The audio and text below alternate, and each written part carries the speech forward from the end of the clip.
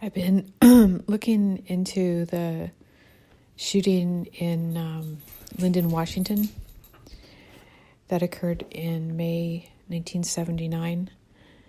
And that's the incident that caused the kid survivor named Artie Defer. He was Artie Baker and also Michael J. Arrington. So he had a lot of different names because he had a lot of fake IDs because he was trained for dark pool military fighting before the age of 15 in California, as I've said before. So he was trained in California when he was very young, too young really, and then he committed a crime and then in California, and then he escaped. And during the period when he escaped twice from that same facility.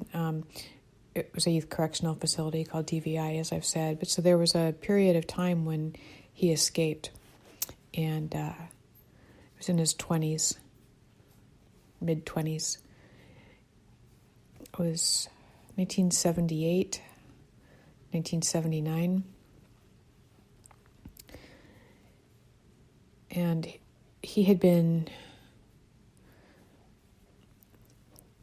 doing some mercenary training with a special forces person who trained him, or ex-special forces. We aren't really clear about that yet.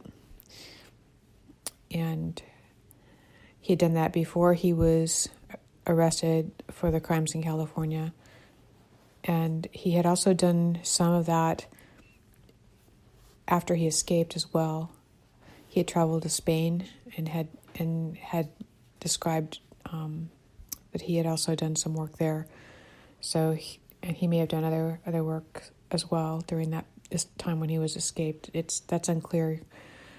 That's something that needs to be fleshed out a little bit more about. But we know that he definitely did something in around 1977, 78. Then he was up in Washington State, and just a second. I'm going to stop for a second. Okay, start again. So he had he had gone up to Washington State, stopping also in Oregon for a while, and kind of on the lam and hiding out in Washington State. And then he was called back to California by his former cellmate. This is a repeat for some of you, but and then was called back to what was called Tribal Thumb, which was a reserve in the Humboldt County area. It was a group that was organizing to address political issues, but also to they had some conflicts with the food co-ops, which I know that all just sounds really weird. But anyway, I just wanted to touch on that. Anyway, so I talked to this guy today because I've been reading the newspaper articles about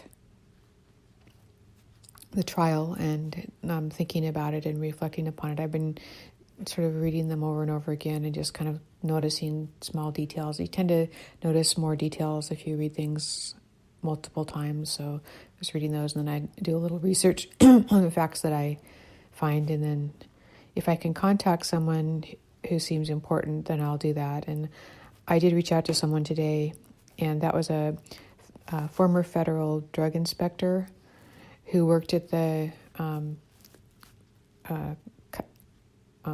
near the border, and near Blaine, Washington, and Lyndon, Washington. And the customs office where the shooting occurred was at Lyndon, Washington. And I learned some interesting things today. So I just wanted to talk a little bit about those things. Okay. So Artie had crossed the borders before. So they had gone, he and this woman, his wife, Marie, had crossed the border into Canada with no problem. He had crossed the border to France and then Spain and then back to the United States with no problems. And he was a wanted felon. So he was carrying a false ID, but there was all sorts of problems with his ID, so they could have stopped him at any time. I mean, it wasn't that difficult to stop him, I don't think. I don't think it would have been. But he wasn't stopped, and that's interesting. So in this incident, so he married Marie on May 4th, and then allegedly this incident happened on May 24th. So they went up to Canada. They did something up there. They came back to Lyndon, Washington, which is at the border crossing. They came back in a ragtag car, looking ragtag, drawing attention to themselves, and with nothing in their car. So they had no luggage, nothing in their car. So it doesn't look like they were intending to come into the United States. It looks like they were intending to do something at the border crossing.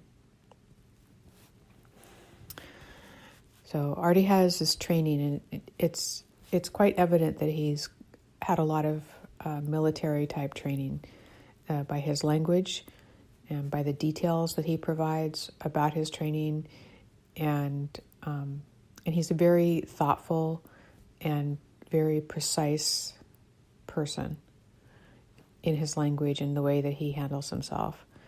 And he is not someone who talks easily, so he's very careful about his speech.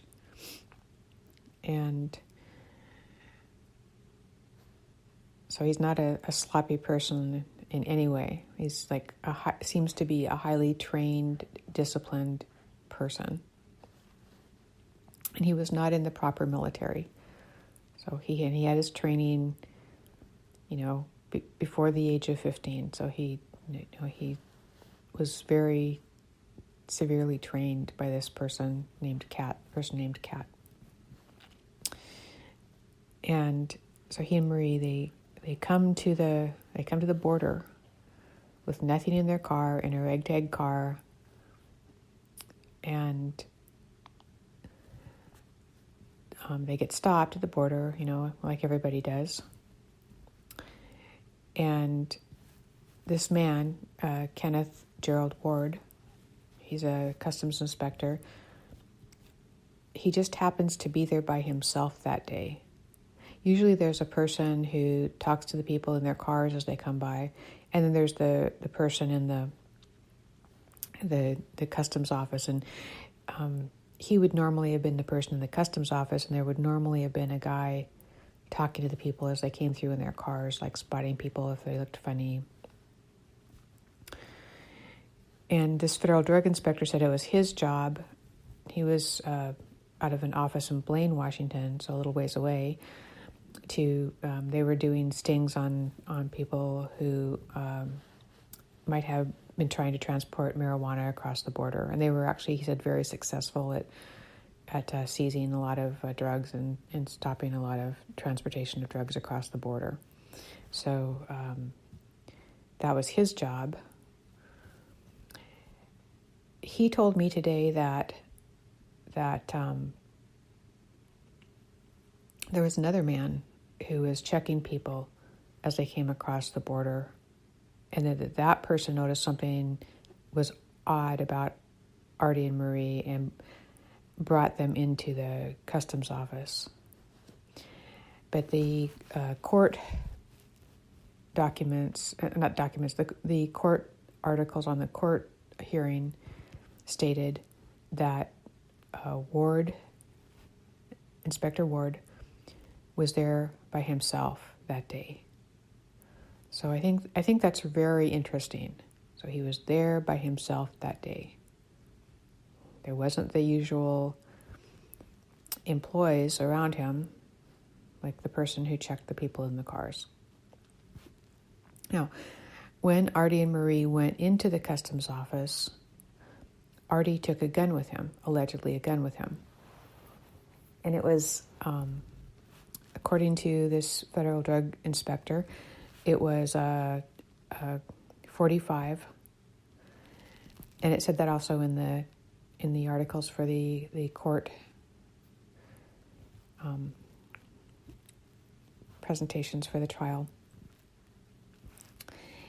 And while he and Marie were in the small room in the customs office, the newspaper article said that Ward was checking his ID and noticed that there was some discrepancies with the description that didn't match Artie. Now, the federal drug inspector, he said that he thought that Artie was patted down. And it was at that point that Artie shot. But he later retracted that in the conversation. Now, according to the reason that I called this man is that it said in the news articles that he had stood over the body of Kenneth Ward right after Artie shot him with the gun. So he was there basically with, the gun was smoking basically. So he was, a major witness in the trial. So I wanted to ask him if he's in that room, what his impression of the room was, like where was Marie standing, what was she doing, what was Artie's demeanor like, how were things arranged in the room. I wanted to ask those kinds of questions. But the inspector, he didn't remember any of that. He said that that Artie shot at he and his colleague, and so they just took off. They ran away from the man shooting at them. But it doesn't exactly make sense to me because, according to his testimony at the court, he stood over Ward in that room. And you stand over someone to see the shooting gun. I mean, that's a moment when you're in a room. You're not just running away. And according to the other newspaper articles I read about when Artie shot at the other people on location there, that it was after Marie held the door open for him, which was part of the reason why she was also herself indicted for a crime. She held the door open for Artie as he ran out, and then they were shooting and exchanging gunfire. I can kind of see that happening, but I still don't see how we get to the point of, Artie. I mean, I don't see how Marie can be holding the door open while Artie's shooting out the door past her. I mean, she'd have to have nerves of steel, and she didn't really seem to be like that kind of a person. So, according to her, this was all new to her. So, it just doesn't make sense. Some of those things don't make sense. I asked the inspector what Artie and Marie looked like, and he just said they looked like hippies, and that Artie had his shirt out, and that he thought that was likely to cover up his gun that he was packing, and they had a flannel shirt on, and it was untucked, and so that was interesting. I asked the inspector, did he know Mr. Ward? And he said yes, he knew him very well. And I asked him if he knew that he was from Arkansas, and he said no. And I told him what I had learned about Mr. Ward being from Arkansas, and that there were different dates for his death, and that was confusing, but he didn't know about any of that. And I asked him about, and then he asked me about the mercenary training, because he said he didn't know anything about that, and he didn't really, he said he didn't believe that because Why would they need kids? And then I told him some more things about it, and then he seemed to start to believe me a little bit more. And then he asked me, he said, but this is all, oral commentary, right? This is all spoken. You don't have any documents. And so I said, I have been fact-checking. So it seemed like he was trying to find out what I had regarding the mercenary training. I didn't say that much. I only described pretty much what I said in podcasts. So just the sort of top level things. And let's see, what else? So he didn't, he didn't really seem to know word. He also said, I asked him, how did you arrive on the scene? Were you there when it occurred, and then you heard the shots, and then you came in? But how did you? Because he wasn't, from what I understood, he wasn't always at the border. Only if they were doing a specific sting would he be at the border. Otherwise, he was located in an office. I think it was in Blaine, Washington. So that's another interesting piece of how did he arrive there? How did he know to be there? Since Ward was by himself, how did he know to be there? And I don't really have a clear answer from him regarding that. I still am a little bit hazy on that. So he said that Marie was just a girlfriend. She wasn't his wife, but I found their marriage certificate, so that's not true. But there's something really odd about that sequence of events, and I think it's important to think about, in that Artie's a trained mercenary. Again, and I'm going to probably repeat myself a little bit, and they went across the border. They 3 weeks after they were married, from California. He's a wanted felon, but he's traveled across the borders with ease, without any feeling of nervousness. Does it repeated times, multiple times. They're doing something up in Canada, and the fact that they have no luggage in their car or anything in the car is indicative that they're not planning to come into the States. They're planning on just to do something at the border. And he has a gun on him. And he goes into the customs office with the gun, following Kenneth Ward, who just happens to be conveniently by himself that day. And, Artie is like a soldier. He would know what would happen if you take a gun into a police station. In this instance, it was a customs office, but it's like a police station.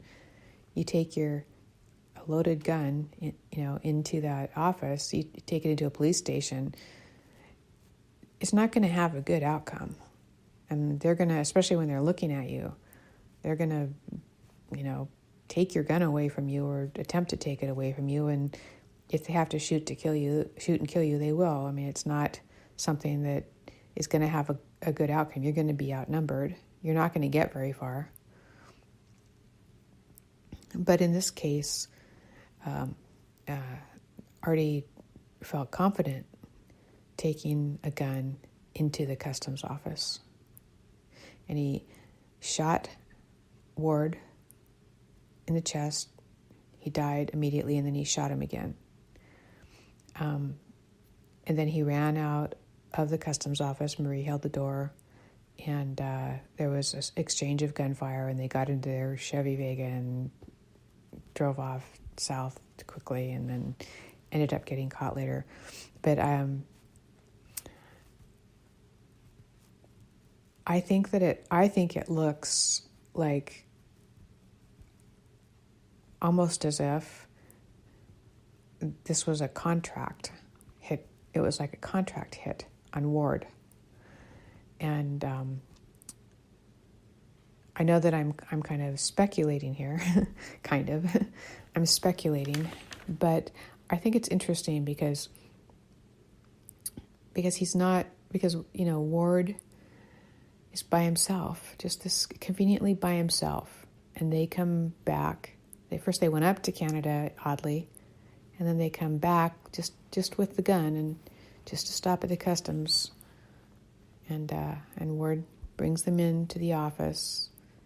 And then he shoots him, and he shoots him in like a pretty aggressive way, like making sure he's dead, like he needed to do that, like he was supposed to do that. And that poem that Marie wrote, I mean, a man I had to kill, she said, like talking it like from his perspective. There's something about that seems like that, and the inspector, the drug inspector.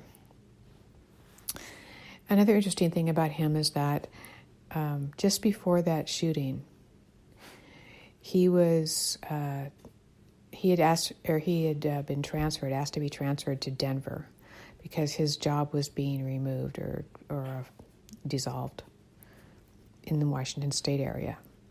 So he was moving to Denver. Allegedly, his job was being dissolved. I don't know. I haven't checked that out yet. And he's married, so he was going there with his wife.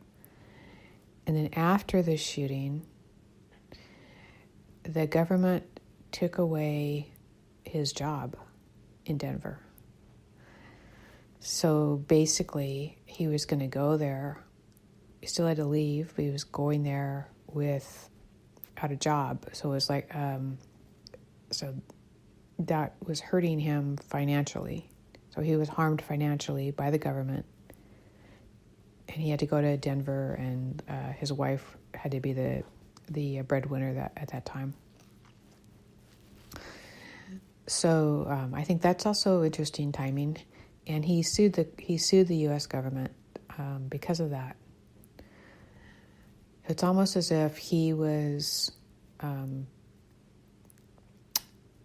there was some retaliation against him because of something he didn't do.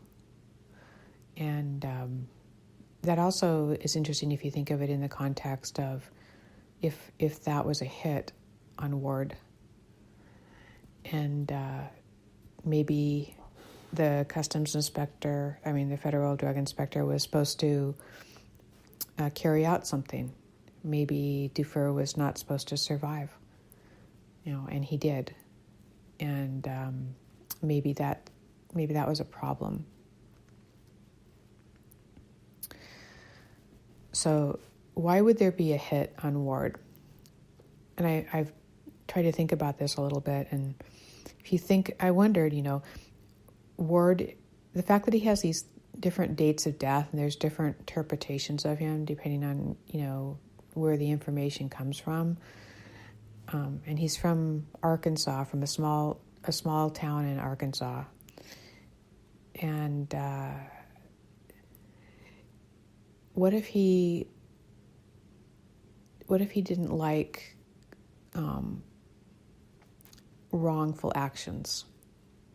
And what if, borders are often wrought with wrongful actions, people wanting to do things that are illegal, such as the things to do with drugs. Like if you look at the work of Gary Webb and bringing the drugs in from Central America and Latin America across the borders into LA, how the CIA supported and helped that to occur, and then they received funds from the sales of those drugs to fund wars.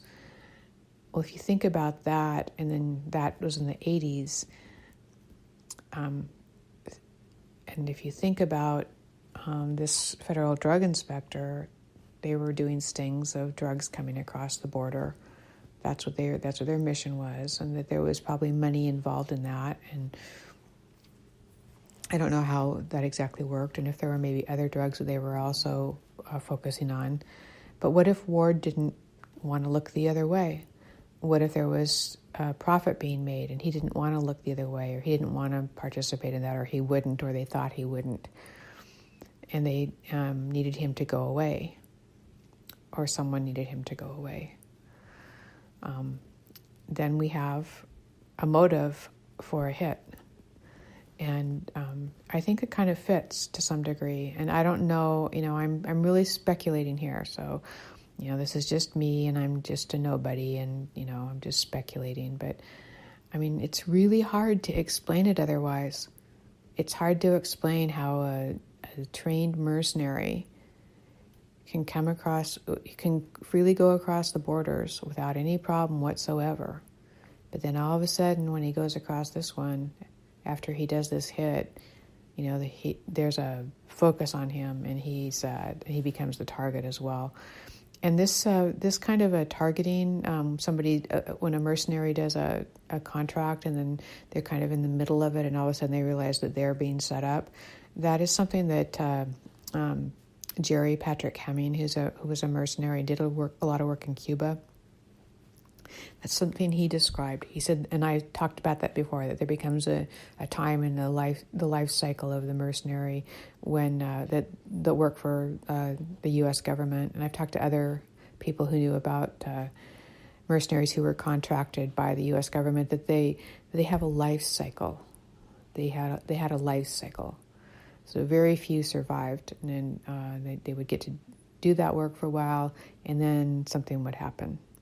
Now, sometimes it was that maybe they did something that the U.S. government thought would, expose them or give them too much exposure, or maybe they were, unsafe or unreliable, so they took them out. So, it's hard to say. Sometimes I think from what it looks like, and especially for the younger kids that were trained like this, it seems like they were used as to carry out these crimes, and then they were disposed of. So I think that it makes sense if we follow this sort of a logic with the killing of Ward. I think it makes sense that that Artie, a trained mercenary or dark pool fighter, as I like to say, who was engaged in dark pool military work, that he was given a contract, and that's why they went up to Canada. They went up to Canada to do some work. They came down without any luggage because they weren't going to cross into the United States for very long. They were just going to carry out the contract. That he walked into that customs office with that loaded gun because he didn't think he was going to be met with any resistance, because he knew, or felt he knew, that he was going to be supported in this, that this was just another contract that he was carrying out, and that it was supported and he would be protected. But what happened was he carried out the contract, but then he became the target, and they took him down as well. And I don't know about Marie's role in all of this. It's really hard to tell. She seems like a human being, but I don't know. I don't know what her role in all of this is, and I've tried to reach out to her, but I have not been successful. So it's hard to say exactly. She was introduced to him by L, that man I call L, who was Artie's cellmate at the youth correctional facility, and who called him back into California to do the arms and military tactics training for that group at Tribal Thumb. And so he's always an instigator, and he has a history. And his father was in intelligence, so he has a history, and he was always present and always there at key moments, but never serves much prison time. He serves some, but never that much. Not like Artie. And they're not, Department of Homeland Security is is really coming down on him. They are making it so even though he served his time, he will not be released. It's not a matter of like getting, having parole, like you get out early or something, you get paroled. He's served his sentence has expired. So he's, it's his right to be free. He has charges still to face in California, but he has the right to be free here from this federal prison. But they're not going to let that happen. And it isn't really a matter of safety for the American public either. It's not unless you think soldiers in Iraq or the Middle East are a danger to coming back to the States. I mean, it's kind of the same thing, a similar thing. So and he's older now. He's in his 60s. So, I don't think he's a threat in that sense. I think he's a different kind of threat. I think he's a threat for people that are could stand to be embarrassed by his freedom, by him if he's free. So anyway, I just wanted to talk a little bit about that. The customs inspector told me to call this man who's leading the charge, basically to keep Defer in prison with the Department of Homeland Security, that he would know things, but I have no need to call him. He even called me back and gave me his phone number, and I'm not going to call that man. I have no need to call him. I don't think he would share much information with me regarding what he observed that night, and so I won't be calling him probably. And then I left a message with the Bellingham editor, the executive editor at the Bellingham Herald, because there had been an article that had been written on Marie 10 years ago or so. But it's one of the most recent articles about her, sort of about her life and what she's been doing and things like that. And I had read it a couple times, and even just like a little over a week ago, if you Googled her name, that's one of the first things that came up, and I'd seen it, but just a little over a week ago. And then I did that podcast where I have Marie's picture, and I talk a little bit about her and about their arrest and her poem. All of a sudden, the Bellingham Herald takes that article offline. It's not there anymore. So the federal drug inspector told me to call the writer of that article, that he probably has some things to say about Marie because he did that article. And so I wrote to this the Bellingham Herald executive editor, and I just said, can you put me in touch with this guy, because that's what I was told to do in terms of that's how you'd get a hold of him. And I get an email back from her, and it's the oddest email. And it says, I forwarded your information to so-and-so, but he knows no more than what you could get at the Bellingham Library. Well, I didn't tell her why I wanted to reach out to him. All I said was I'm working on a project. And I had been told by this former inspector that he'd be a good person to talk to. That's all I said. I didn't say why I was reaching out. And I thought that was really interesting. Like, how does she know what he knows? And how does she know what I want to talk to him about? She wouldn't know. So it seems like she's aware of things going on, and she's playing her part.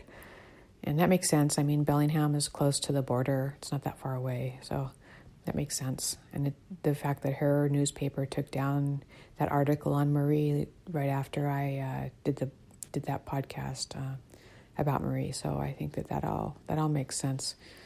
So I wanted to put that information out too. There's a couple other things, but I think that I'll stop here for now and just let it go at that. It's kind of interesting, sharing all this information. I'm not sharing everything. I'm just sharing something.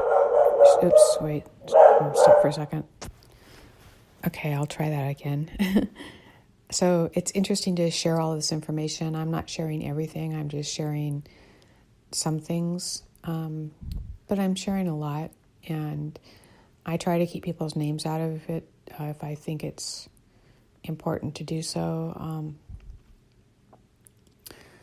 But it isn't really the standard way to work on a project like this. Usually you keep everything back, and then, if you make it to the end of the project, then you put something together and you got some kind of product at the end. So I'm not really, and I've been told this a lot, I'm talking to a lot of people lately about the project, and I'm not really approaching it that way. And I'm doing that for a particular reason. And part of the reason is because I don't know how far I'm going to get with the research, and I'm not sure. I don't know if I'm going to get to complete the project. So that's part of it. To kind of leave a bread trail, so whoever comes after me can take a look at the information. But also, I'm talking to the people who were involved in these situations. So I'm not just talking to a broad, an audience that's outside, but I'm also talking to those that are inside. And I'm letting them know what I know. And why would I do that? Well, that's a good question.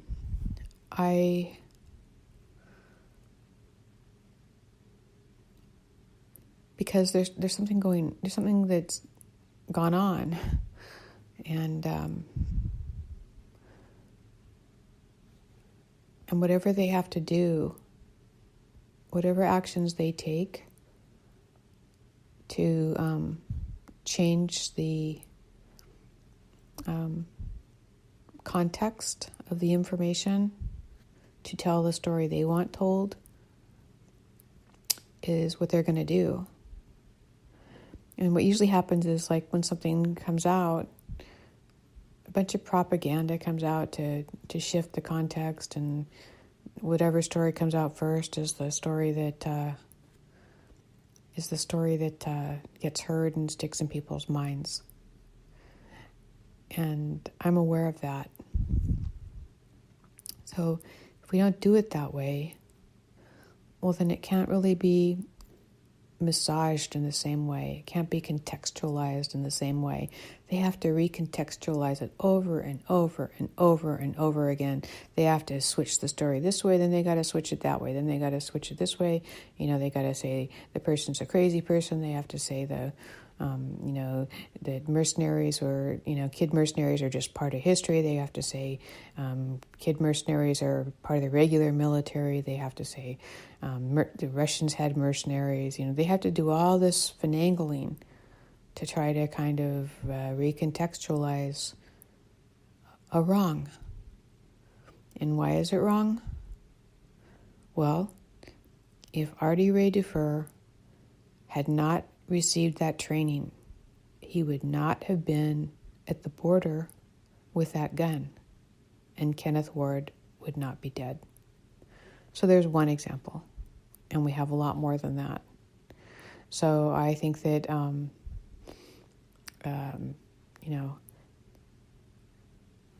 so here's some more information, everybody. Here's some more information.